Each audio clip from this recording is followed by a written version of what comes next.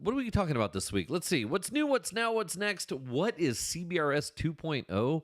We touched on this a little when the announcements first went out, but CBRS 2.0 is what's being heralded. Basically, they changed the way that they do propagation for CBRS, and it ended up opening up a lot of space for about 72 million different users who could be affected by this. By the end of 2023, there were 370,000 active CBRS devices, or referred to as CBSDs, transmitting in the United States, with more than 1,000 entities operating CBRS networks. So it's great to see those grow.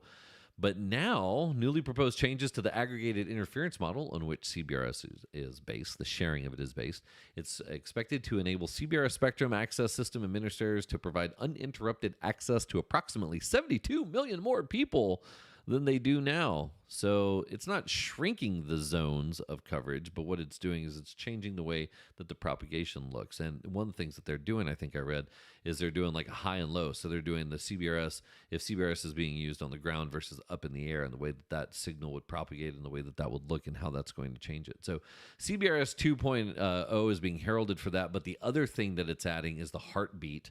The CBRD heartbeat, or how frequently the CBRS devices have to check in with their spectrum allocation service to reauthorize, has been considerably lengthened. Some CBSDs, this is according to RCR Wireless, one of my favorite wireless news sources, some CBSDs went from having to check in every 5 minutes to once every 24 hours, even within protected zones, depending on which part of the band they were operating in.